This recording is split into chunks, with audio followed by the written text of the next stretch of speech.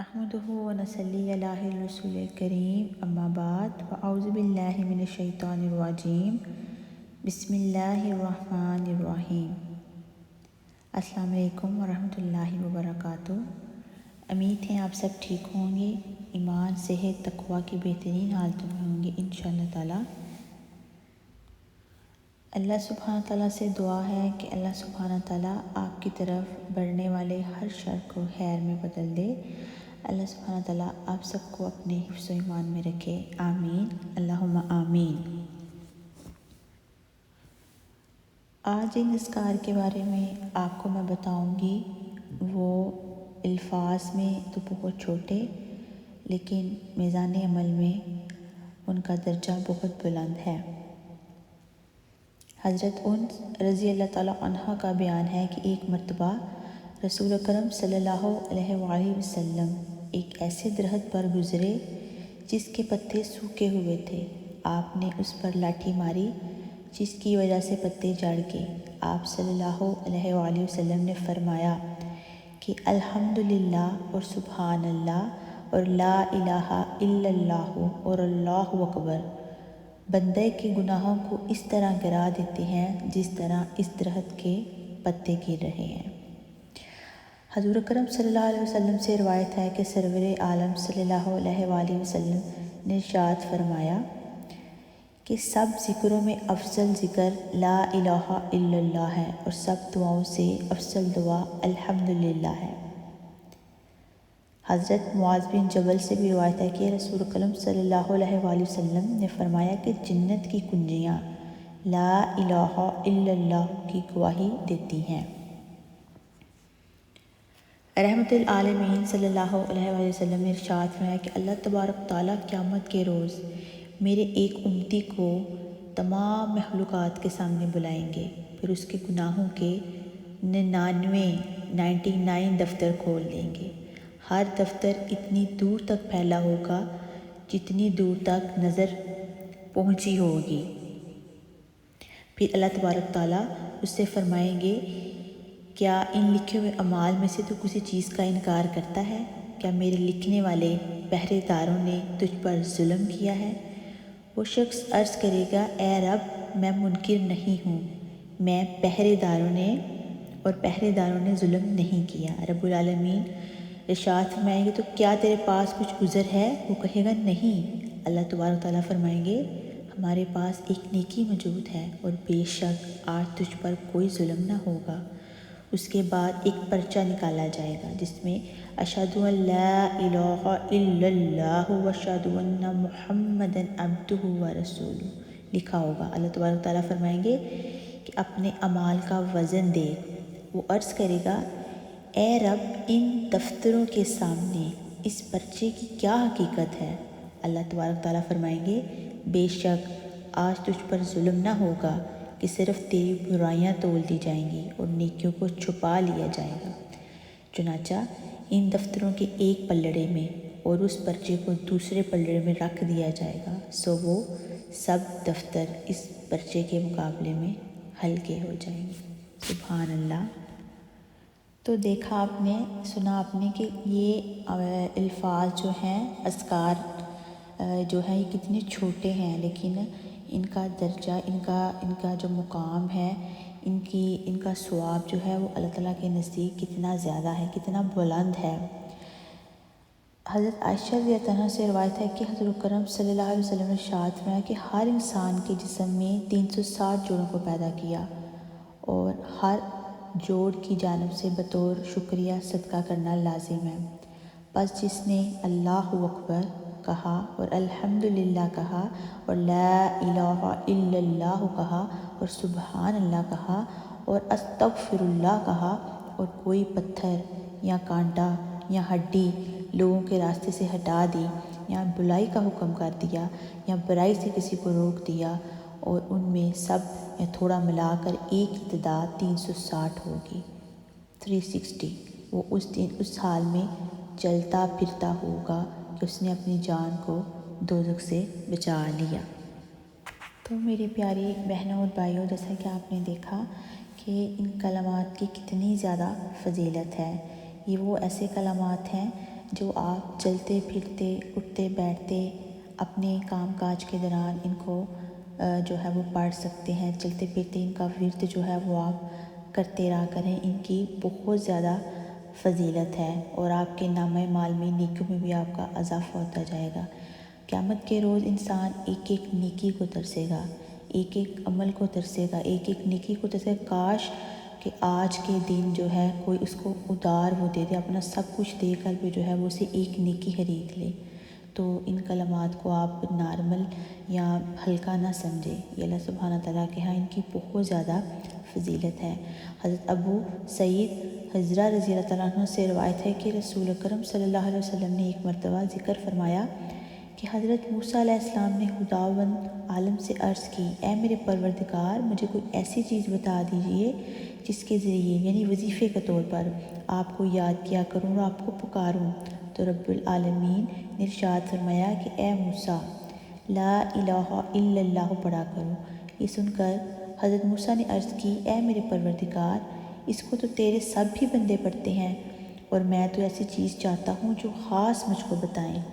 تو رب تبارک تعالیٰ نے ارشاد فرمایا کہ اے موسیٰ، اس کام کو معمولی نہ سمجھو، ساتوں آسمان جو میرے علاوہ ان کے آباد کرنے والے ہیں اور ساتوں زمینیں اگر ایک پلڑے میں رکھ دی جائیں اور لا الہ الا اللہ دوسرے پلڑے میں رکھ دیا جائے تو لا الہ الا اللہ کا پلڑا وزنی ہونے کی وجہ سے ان سب کے مقابلے میں جھک جائے گا۔ سبحان اللہ۔ تو دیکھا آپ نے کہ کتنی زیادہ لا الہ الا اللہ کی کتنی زیادہ فضیلت ہے۔ اسی طرح حضرت ابن عباس ابن مسعود رضی اللہ تعالیٰ عنہ سے روایت ہے کہ حضور اقدس صلی اللہ علیہ وسلم نے ارشاد ہے کہ جس رات مجھ کو سیر کرائے گی، یعنی معراج کی رات کے بارے میں بتایا جا رہا ہے کہ جب حضور پاک صلی اللہ علیہ وسلم معراج کی رات کو ان کو سیر کرائی گئی تو حضرت ابراہیم علیہ السلام سے میں ملا تو انہوں نے مجھ سے فرمایا کہ اے محمد صلی اللہ علیہ وآلہ وسلم، اپنی امت کو میرا سلام کہہ دیجیے۔ حضرت ابراہیم علیہ السلام کے سلام کا جو ہے وہ جواب دینا چاہیے، وعلیکم السلام ورحمۃ اللہ وبرکاتہ، اور ان کو بتلا دیجیے کہ جنت کی اچھی مٹی ہے اور میٹھا پانی ہے اور وہ چٹیل میدان ہے اور اس کے پودے یہ ہیں، کیا ہیں؟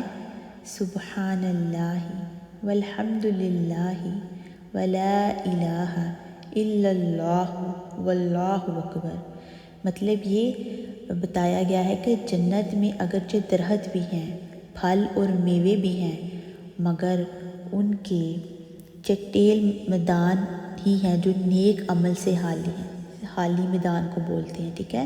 تو جنت کی ایسی مثال ہے جیسے کوئی زمین کھیتی کے لائق ہو، اس کی مٹی اچھی ہو، اس کے پاس بہترین میٹھا پانی ہو اور جب اس کو بو دیا جائے تو اس کی مٹی میں اپنی صلاحیت اور بہترین پانی کے سینچاؤ کی وجہ سے اچھے درخت اور بہترین غلہ پیدا ہو جائے۔ بالکل اسی طرح جنت کو سمجھ لو کہ جو کچھ یہاں بو گے وہاں کاٹ لو گے، اور بے عمل کے لیے خالی کی عمارت ہے، وہ بالکل خالی زمین کی طرح رہ جائے گا، خالی میدان کی طرح رہ جائے گا۔ تو اپنی زندگی میں ان اذکار کو شامل کر لیجئے، اپنی زندگیوں میں ان اذکار کو شامل کیجیے اور اپنی زندگی کا حصہ بنا لیجئے، کیونکہ نبی پاک صلی اللہ علیہ وسلم نے ارشاد فرمایا کہ جس نے خدا کا ذکر بہت کیا وہ نفاق سے بری ہو گیا، اور جو اللہ کے ذکر سے غافل ہونے والوں کے لیے حضور پاک صلی اللہ علیہ وسلم نے ان کے بارے میں بہت سی روایتیں جو ہیں وہ وارد ہوئی ہیں، جن کے بارے میں ایک حدیث میں آپ کو بتانا چاہوں گی کہ حضرت ابو ہریرہ سے روایت ہے کہ رسول خدا صلی اللہ علیہ وسلم نے ارشاد فرمایا کہ جب کچھ لوگ کسی جگہ بیٹھے پھر وہاں سے اٹھ کر کھڑے ہوئے اور اس مجلس میں اللہ کا ذکر نہ کیا تو وہ گویا مردہ گدھے کو چھوڑ کر اٹھے، اور یہ مجلس آخرت میں ان کے لیے باعث حسرت ہوگی کہ کاش وہ اس دن اس مجلس میں بیٹھے ہوتے اور وہاں جو اللہ کا ذکر ہو رہا تھا اس کو چھوڑ کر نہ جاتے۔ کہنے کو تو یہ الفاظ بہت چھوٹے ہیں، لیکن ان کی فضیلت اتنی زیادہ ہے کہ آپ سوچ بھی نہیں سکتے۔ حضرت سعد بن وقاص رضی اللہ تعالیٰ عنہ کا بیان ہے کہ ایک مرتبہ ہم رسول اکرم صلی اللہ علیہ وسلم کے پاس موجود تھے۔ آپ نے فرمایا، کیا تم سے یہ نہیں ہو سکتا کہ 1000 نیکیاں روزانہ کما لو؟ یہ سن کر حاضرین مجلس میں سے ایک سائل نے سوال کیا کہ ہم میں سے کوئی شخص کیسے 1000 نیکیاں کمائے؟ تو آپ صلی اللہ علیہ وسلم نے فرمایا، 100 مرتبہ سبحان اللہ کہہ لے، اس کے لیے 1000 نیکیاں لکھ دی جائیں اور اس کے 1000 گناہ ختم کر دیے جائیں گے۔ سبحان اللہ۔ تو پیاری بہنوں اور بھائیوں، ان اذکار کو اپنی زندگیوں کا حصہ بنا لیجیے۔ اٹھتے بیٹھتے، چلتے پھرتے، وضو باوضو ان کا ورد جاری رکھا کریں۔ یہ ایسے کلمات ہیں جن کا جو ہے میزان عمل میں وزن بہت زیادہ ہے، بہت بھاری ہے۔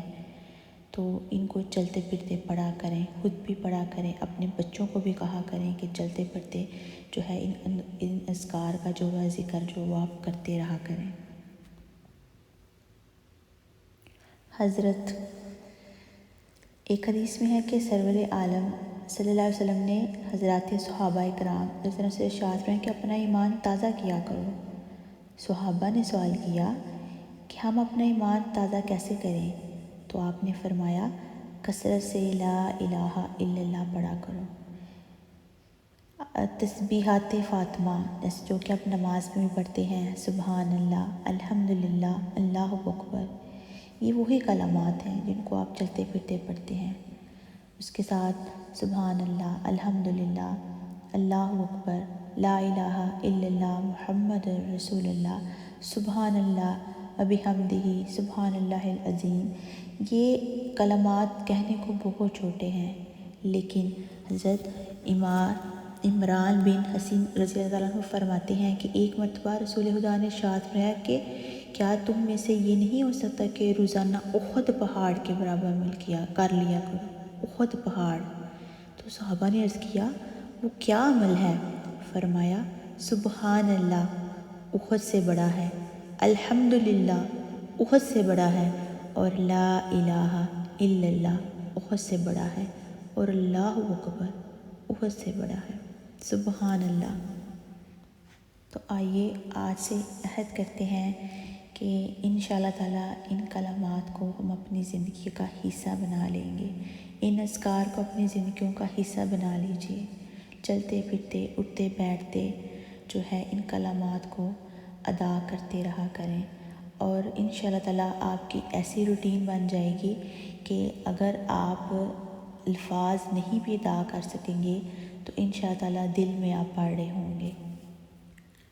اللہ سبحانہ تعالیٰ سے دعا ہے کہ آج ہم نے جن اذکار پر روشنی ڈالی اور احادیث کی روشنی میں جو میں نے آپ کو بتایا، اللہ سبحانہ تعالیٰ آپ سب کو اس پر عمل کرنے کی توفیق عطا فرمائے۔ اللہ سبحانہ تعالیٰ ہم سب کو پکا سچا عاشق رسول بنائے، اذکار پڑھنے والا بنائے، ہمیں اور ہماری اولادوں کو سچا عاشق رسول بنائے۔